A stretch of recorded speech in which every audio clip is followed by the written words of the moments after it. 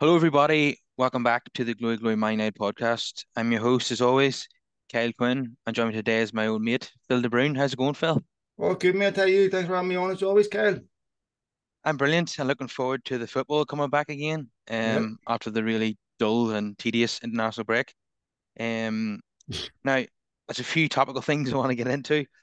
Um, and what we've been listening to in the last couple of days is reports about stadium expansion at Old Trafford, Mm. which is quite frankly laughable because the other day Simon Stone from the BBC was reporting that their United owe 969.9 million through a combination of gross debt, bank Mm. borrowings, and outstanding transfer fees, Mm-hmm. with associated payments, according to new figures.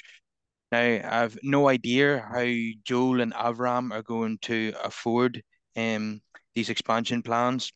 The Sheikh Chazim, Jim Radcliffe stories have gone very quiet, and certainly in terms of solid news. The general feeling is that Joel and Avram want to remain, but their siblings want to sell their shares. So there's kind of Mm. an argument within the family there. It's a bit of a minefield at the moment. Don't really know what's going on and what's going to happen. So, how do you see it, Phil? Well, siblings have wanted to sell for a long time. That's been, an issue for Joel and Avram for a long time. The issue for all six of them is the bylaws of the company and how it was set up. So none of them can sell their shares individually without the consent of all six. Um, if you look at what all six actually own, it is 69%, but Joel and Avram only own 33% of the 69%. That actually equates to less than a quarter of the actual equity of the football club is owned by them. So the other four want to take their money out. So even if someone comes in and buys out the other four, um, that money will not be put back into the club. So then you have the issue that would make Joel and Avram minority shareholders. He ever bought the other four siblings out, who become the majority shareholder. Um, they own 25% of an insolvent business, essentially, despite the fact they made a profit of 6.2 million in the last quarter, which is the first profit they've turned in quite a while. But the annual losses equate to about 150 million. So United really only has value if it's sold. There's no value in an investment in the business because in order for there to be value and investment of the business, that debt is going to have to be paid down. Um, the debt, why would someone come in and pay the Glazers' debt off for them? Um, you know, if you look at United as an investment, you're going, well, if I buy out the four siblings, which appraises totally different as a partial buyout versus a complete buyout. Um, you just bought shares in a club that isn't capable of paying dividends at the minute, a club that needs material investment in its infrastructure, a club that needs material investment in its playing squad, a club that needs um, to pay off a significant portion of its debt for it to function because it's being suffocated by it. So if you're an investor, sorry to give you a long answer on this, there's other better investments in the financial world. Um, if you want to buy the club, well, it's a whole different prospect because it's yours. Um, if you look at the bylaws of the company, the way it's set up, Joel and Avram have an agreement with the four other siblings that they control 98% of the football decisions, but the business decisions are distributed equitably across each of the family where they have an equitable say. I had a doubt, even if someone was to buy those four siblings out, they would honour that agreement that Joel and Avram could still play football manager, given that they've run it so badly. You'd have to be utterly insane to do that. So it's hard to see where the equity is for the Glazers to do a partial sale, why that would be attractive to any potential investor. Um, the numbers that you would need to invest in United to make any material difference is circa 2 billion. The time you buy, stadium, finance that, all that. Um, you can clear the debt and borrow, to build a stadium, I suppose. Um, but United appraised value from Bloomberg's 1.8 billion. It's only worth 6 billion because people want to buy the football club. if you look at the appraised value of a house, room by room, it's a lot less than the sale price. If I want to rent a room in a house, 200 square feet in a 1,000 square foot home, it costs a lot less than what it would cost to buy it, obviously, because I'm still living under someone else's rules, and the price is totally different that way. You want to buy the house, there's a reason why that costs a lot more, and that 200 square feet of price is completely different. So, um, I mean, I'm not no financial whiz, but it's hard for me to see why United would be an attractive investment, and then to convince the Glazers to dilute equity and reinvest that money. They don't really have equity dilute anyway. I don't know. So why are Joel and Avram making plans to revamp the stadium when they can't possibly borrow any more money? So how Mm. is that even possible? Well, I have no doubt that they will have looked at financing options and made sure they mortgaged it in the same way that, go to a developer and say, okay, you have the title on the property until we pay it off, and find other financing means of paying it off, refinance debt and try to increase revenue in other ways. But, they balked at the price. There's a bit of a technical issue with Old Trafford in the sense that they're legally bound if they want to sell Old Trafford, for example, to finance it to rebuild a new stadium. It's listed as a community interested asset, which means they'd have to offer it to United fans or the council first. So they can't borrow against Old Trafford, because that would mean the bank would be the title holder. So maybe you borrow against the training grounds. Maybe you could borrow against some of the land that they own in the surrounding Old Trafford. But there's really very limited equity options for them to finance it. It's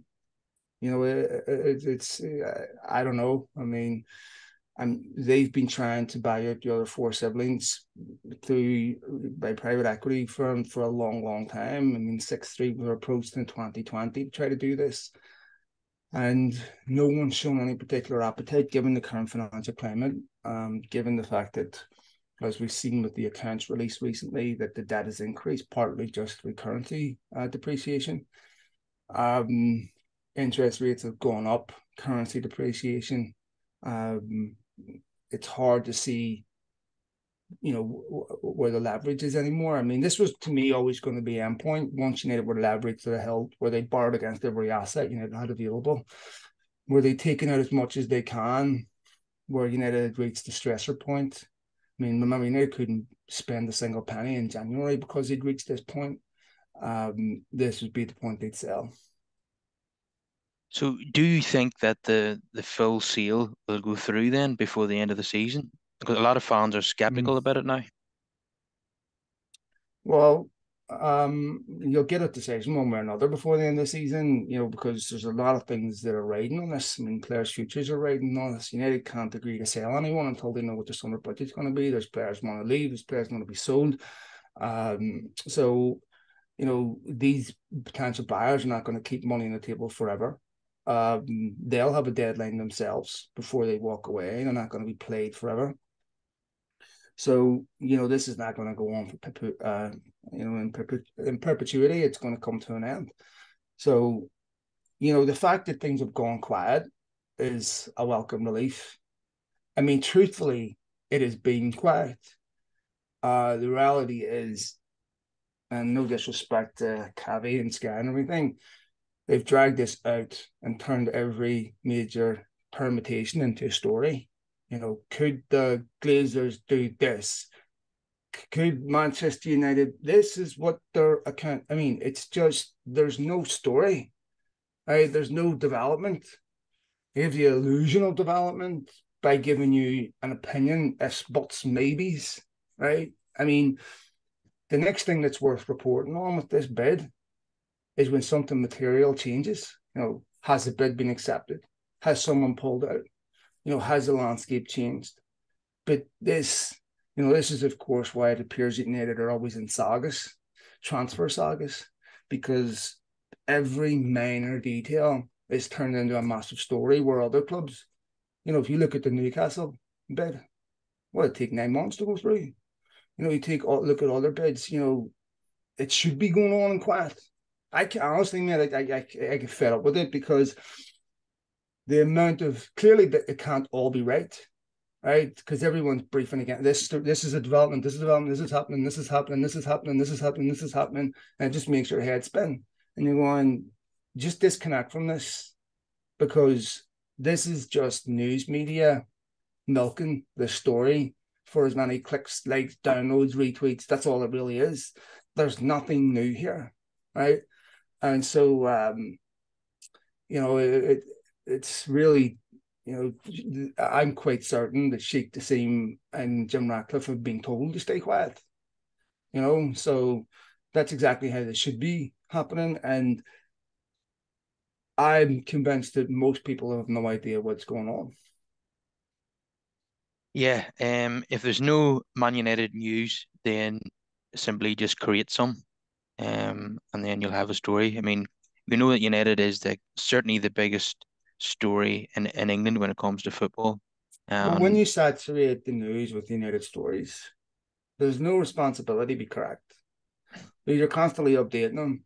So they're not second source and third source and stuff. I mean, perfect example was the bid deadline. Sheikh Dassim's bids in, an hour later, actually it's not in. Actually, he's getting an extension. And they're constantly updating him. If there was a responsibility to be right, to be accurate, the first story wouldn't have got released. Right? But because it doesn't matter if it's right or not, because goldfish memory on the internet, they've, I get my dopamine full, move on to the next one. And this is where I kind of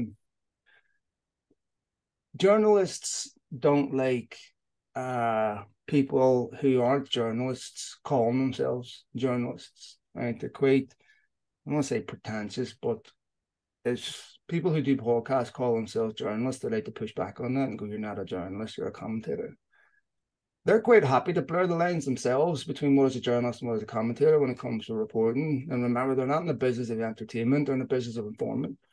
And so whenever you've got them having no journalistic merit in some of the stories because they're not particularly well sourced, but they just throw them out there anyway, then they deserve to have those lines blurred. There's people that don't do that, like the David Ornstein, what have you. You don't need to do that. David Ornstein is an exceptional journalist who survives on the quality of his journalism. He's reputable. He doesn't saturate with, garbage content, because he doesn't need to. He maybe puts out one tweet a day, and that tweet is exceptionally informative. And that's, his got 1.8 million followers or something. And then you've got others that just saturate Twitter and are entertainers. And so, but the problem with the entertainers is they're not taken serious when they're breaking stories because yeah, that's not what that's not why you listen to them. They're entertaining, not informative. yeah, they'd rather be first than be right. And Yes, of course. everybody knows who they are, and you rightfully pointed out that David Ornstein is very reliable. And today he broke the story of Luke Shaw's new contract. It Yeah. seems as if Ten Hag is a big fan of the player and wants to keep him on for at least another 4 years. So, are you happy with that decision then, Phil? Well, I think Luke Shaw is a very good left back. I think when you look at more, his more immediate needs, they're not a left back at the moment. I mean, United, no matter who owns a football club, we're not going to spend 300 million this summer, right? So they'll have to be measured.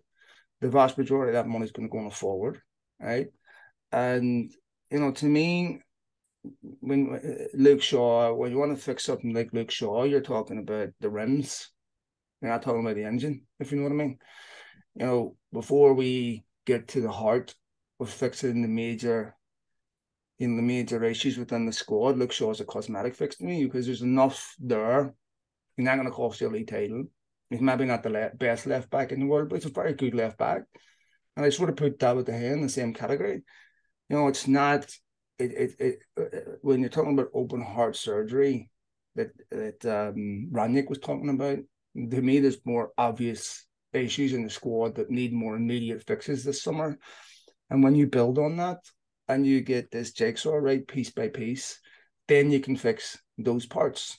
One of the things that Ten Hag's done last summer is he's plugged a lot of holes.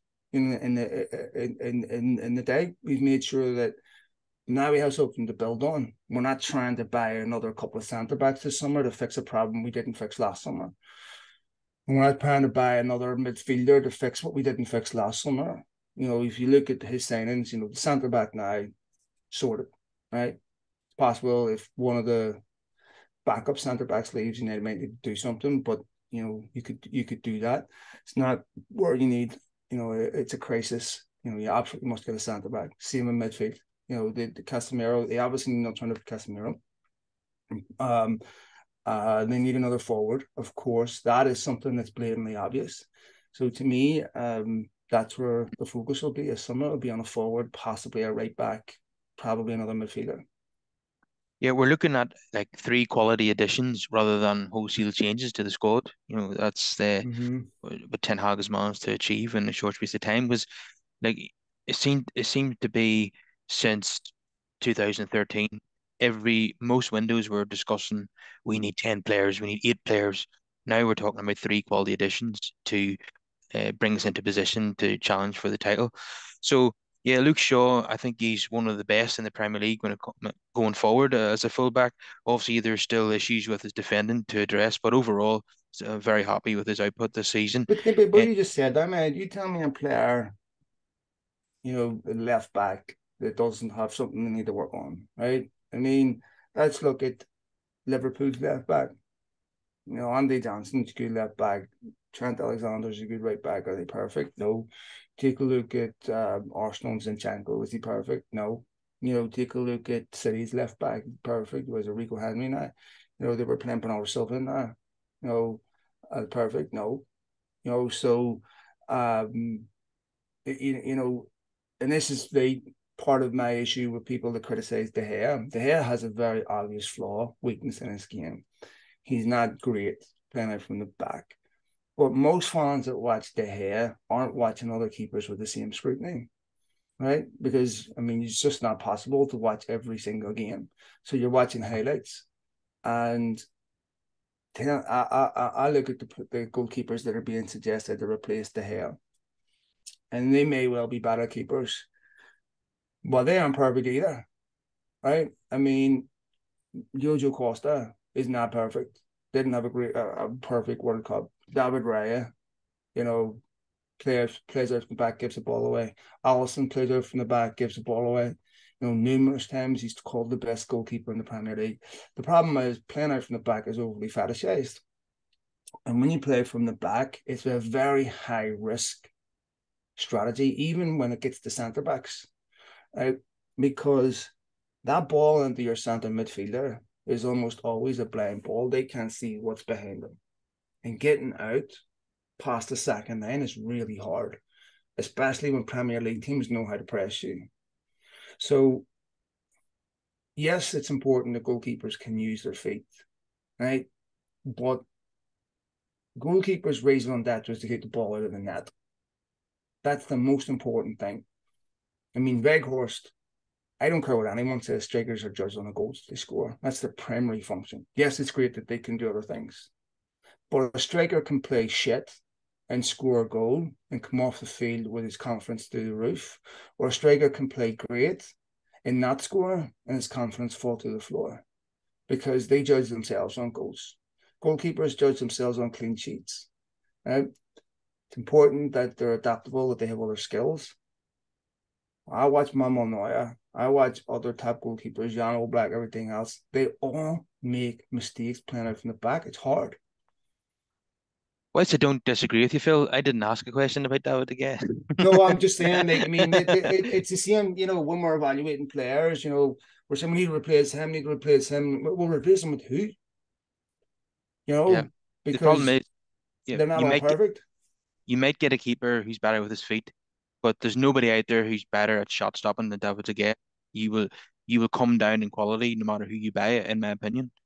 Well, So yeah, I mean, it's possible if you have where United are once you get to a point where they need to make minor changes to the team, maybe one or two signings in the summer, then United will have a squad that's capable of competing for the title.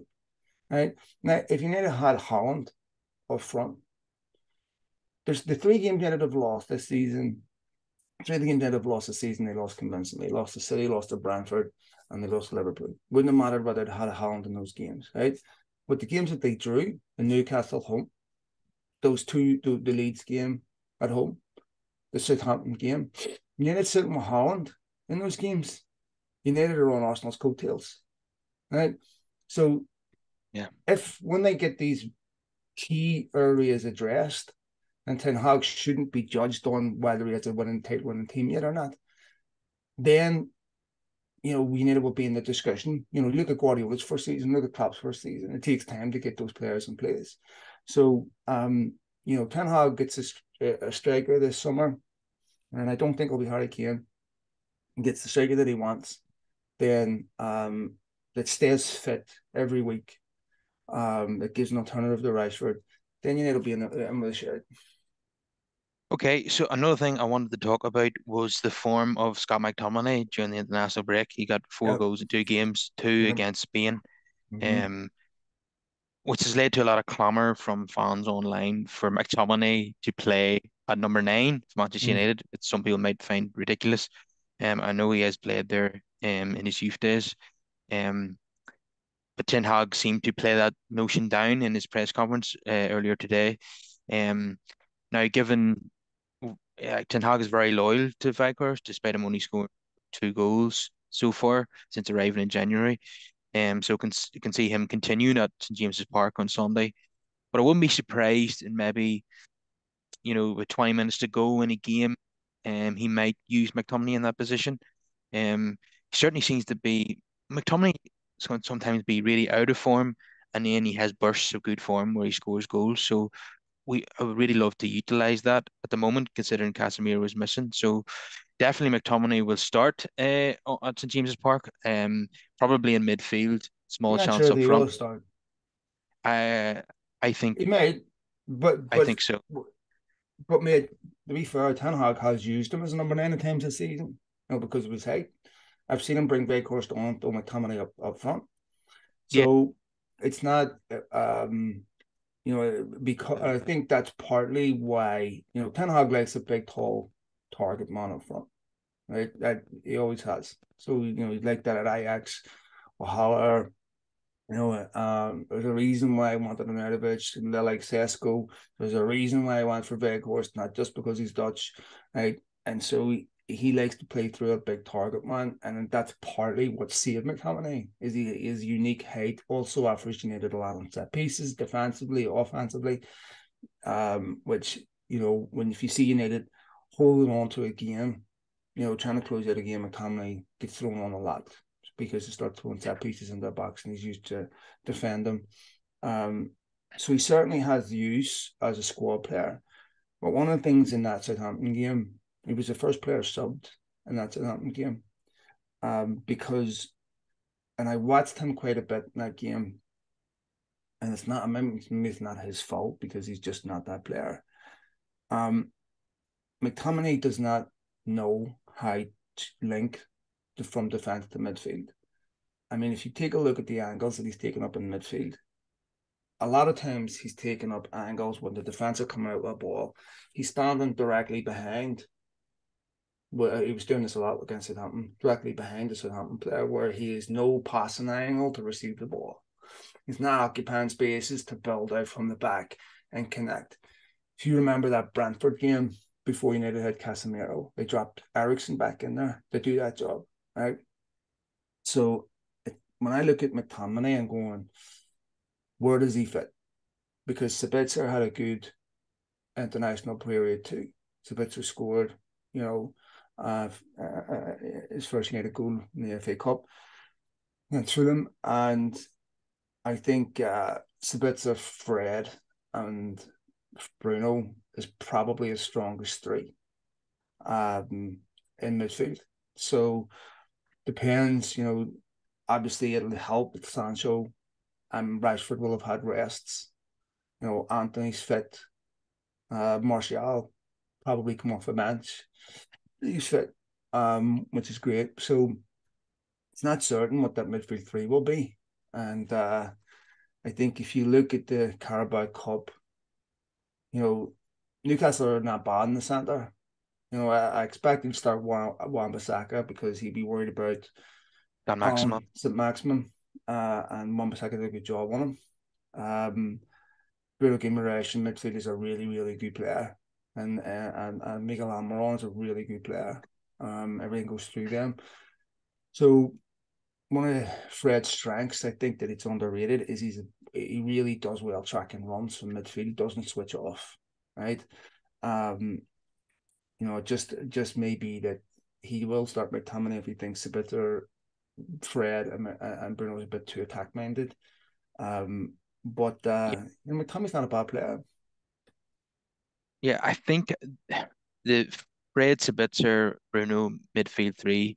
You can argue that it lacks balance. I think Fred and Sabitzer played in those Leeds games. It didn't really go to plan, especially in the Old Trafford game.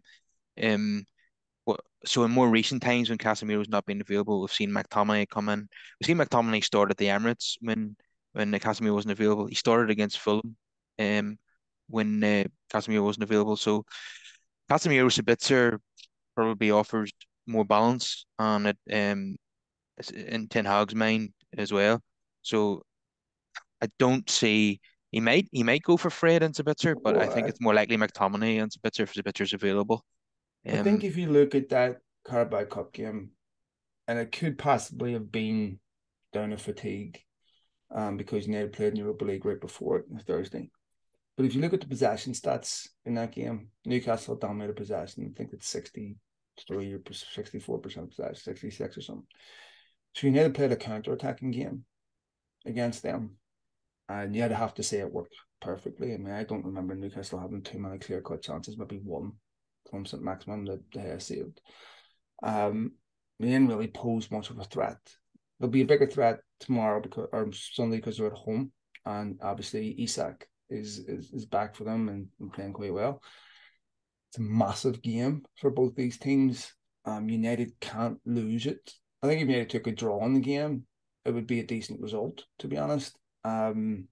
It's a bit concerning that they haven't won a league game since the Carabao Cup and haven't scored a goal in the league since the Carabao Cup. Um, they lost 7-0 to Liverpool and then 2-0 to Southampton.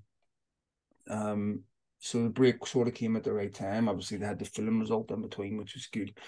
But the United can't really afford to drop a lot more points no, because Spurs. Well, the situation at Spurs will reinvigorate the likes of Liverpool and believe that top four spot is wide open. United aren't a million miles away from dropping out of the top four, and if you look at where United have had problems this season, it's their away form to the teams in the top four, right? I mean, the away form, the Liverpool, away to City, they got Ar battered. Arsenal. Arsenal, you know. Um, so this is a game that United can't afford to lose. Casemiro is such a massive loss because United are a different team without him. And Eriksen, hopefully he'll be back soon. So it's a bit concerning that. Yeah, we definitely need Varane to be fit and available for this one. Um, midfield is obviously going to be a lot weaker without Casemiro, so I want to have the security of Varane in there. I don't want Harry Maguire playing in this game, with with a midfield of either McTominay or Fred in front of him. It doesn't fill me full of, doesn't give me hope when we're Yes, playing at St James's with that sort of team. We're a much better team when we have Varane and Casemiro in our spine. of course. Um, so the the the lineup that I would like to see is probably De Gea, Wan-Bissaka, Varane, Martinez, Shaw, McTominay, Sabitzer, Bruno, Rashford, Weghorst, and Anthony. I think on the right hand side. Um, I would be the team that I would go for, and I would expect Ten Hag will probably select something similar. Um, yeah, so Rashford is going to be fit and available for this game as well, which is obviously absolutely crucial with his 27 goals this season. I just want to bring up something that doesn't get talked about that much, and that's the fact that Ericsson we know is a very good free kick taker, when he is from his time at Spurs. Sabitzer, we've just seen him rattle in a free kick Mm-hmm. for Austria, and he's done this for his clubs. Does it frustrate you that Bruno takes all the free kicks? Before that, Ronaldo took a lot of them as well. Where the fans have wanted to see Ericsson and now Sabitzer take more set pieces, and they don't really get the chance. Bruno's the captain; he dictates the tune, and his the quality of his free kicks in recent seasons have just been not good enough. Would you like to see Ericsson or Sabitzer taking more free kicks from outside the box? Yes and no. I think Ten Hag is the one that makes that decision, and I think what I would like to see more of when United are taking free kicks on the right hand side, they have in swingers because if you've seen Casemiro, they've scored quite a few goals from those in swingers, right? Where they find Casemiro's brilliant. I mean, I scored it on field, before it was disallowed. Scored the Carabao Cup, scored at Old Trafford, and it was the FA Cup. He had two against Reading, yeah. Yeah, so he's very, very good at that. All depends on what United are taking them. I mean, one thing United definitely improved on quite a bit this season, careless set pieces, not just how they attacking set pieces, but how they defend them. I mean, last season was a total joke. So Eric Ramsey's done a good job in And it's that. worth mentioning Luke Shaw's delivery has been excellent as well. Yes, yes, yes. Luke Shaw has done exceptional. A number of Rashford goals come from Luke Shaw down the left. And he's done really well to get goals or assists from that position. United will have to do something about that on the right hand side, obviously, eventually. But I can't say that obviously Ericsson has talent for that, but Ericsson hasn't played in 4 months. 3 4 months. Sabitzer. I mean, I saw a clip of Victor Lindelof hitting a 30-yard free kick for Benfica in the top corner. Most professional footballers can hit a free kick, a dead ball, and hit it accurately. So I can't say that I'm massively disappointed in it. No, it's there's a number of capable players out that could do it. Yeah. When's the last time we scored direct from a free kick? I mean, can you think of when that was? Must be a few seasons ago now. I can't think off the top of my head. And I don't think it was that long. I think United have done it a couple of times this season. I mean, straight in the back of net. Um, I have to think about it. I haven't got the best memories of all the drugs I've taken. I know Bruno has done it a few times in the past. It must be at least a couple of seasons ago since he done it now. Um, I Mm. just don't feel as if Ericsson, before he got injured, he didn't get to take enough, one or two. And then I want to see Sabitzer now. I remember Take them. Ericsson taking a few. Did I see him take one away at Fulham? Um, right before the international break. I remember him taking a couple, but and I don't remember him being that great. But it's probably not fair to judge him. It's not an easy skill. There's only one James Ward-Prowse, to be honest. Prowse, Yeah. Well, what usually happens is Ericsson gets a chance, and then it doesn't go in, and it goes straight back to Bruno again. And we just know at this point that he's not going to score. Hopefully, now that I've said that, Bruno will score at St James's Park with the free kick, and that's usually the way things work out. But Mm-hmm. I have to admit, I wouldn't be surprised to see more drop points here, and especially with Casemiro missing. Again, Well, is they're it going to even? come out fast in the atmosphere. We know what you're going to get at St James's. You know that they want revenge for Carabao. You know that it's going to be intense, that the atmosphere will be raucous. They're going to have to deal with that. They're going to deal with it badly. They did it on field. They can't get play an emotional game. I thought they did way well with that the way at Leeds, where Leeds were flying the tackles and it was intense, and United didn't get drawn into that game because the oldest trick in the book when you're not a great football team is to get the team to lower yourself to your level, make it messy, flying the tackles. Every time you need to commit a foul, there's going to be screams from the crowd to give decisions. The referee's going to have to be strong. So I think the always in these games the first 20 minutes is key because if they score and they get momentum, it makes it a very very difficult game. Yeah, is it? Is it? I can see it. Hopefully, United can get a win here. We 1-0 or 2-1. But I wouldn't be surprised if it's a draw or even a defeat. I hope, I hope and pray it doesn't end up in a defeat. Like you say, they're going to be hungry for revenge for what happened in the final. And they're at home here. They're a much better team at home, and we can struggle away from home, like you mentioned already, especially against the top teams. So I'll take a draw probably, but I really want to win considering we haven't I mean, actually I won have it. to say, Kyle, I thought United handled them quite comfortably at at Wembley, and they should have beat them at Old Trafford. I mean, Rashford missed an unbelievable chance in the last second. But obviously, it's a different game at St James's, and you know, it's good that some of the United players, Varane's retired from international football. Some of these players have had much needed rests. Rashford and Fred and Yes, yeah. yes, yes. So I think that it caught the came at a better time. Yeah, it's just finally, is it a slight concern of you how much and it's been largely down to VAR, how much games Casemiro is missing through suspension? I've never known you'd have to go back to the days of Roy Keane for a player to be missing that many games due to red cards. And if it wasn't for VAR, none Yeah, of it would have happened. Is it a slight frustration of yours? it's definitely frustration, because he's a massive loss. I think you can make an argument for both of them to be red cards or not. What makes it obviously the second red card a bit difficult to stomach is the fact that, you know, Paul Marner let the Ricardo Pereira one go the day before, and I almost feel that he was self-correcting because he let the Ricardo Pereira one go the day before, and didn't want to make the same mistake twice. So, Casemiro somewhat paid for that. But then United got lucky with Sabitzer against Leicester. He could have very easily been sent off for that.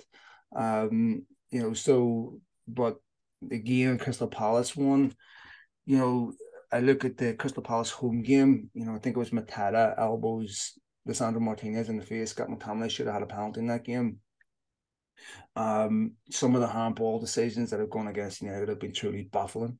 The Real Betis one, the Real Sociedad one, Southampton. United, the Southampton one, which was, I don't care how long I've been watching football coherently. Well, maybe that's a bit of an exaggeration, but I've been watching football for about 40 years, and that's a handball for the last 40 years. I mean, there's just no other decision. When you look at what Liverpool got at Bournemouth the day before, this is what's so infuriating. Just to finish up, I was watching the Bayer Leverkusen game. Referee gives a player two yellow cards, books him for diving. Each time reversed the decision, reversed the yellow cards and give penalties after VAR corrected him. I don't think you'd see that in England because we turn referees into celebrities and it's hard for them to swallow their pride. Okay, Phil, it's been a pleasure having you back on the show My again. pleasure, mate. Thank you very much. And hopefully now you get a positive result at the Uh, weekend. And I I will hope. see you again soon. Take it easy, pal. All the best. Yeah, see you All later, right. mate. Bye. All right. See you later.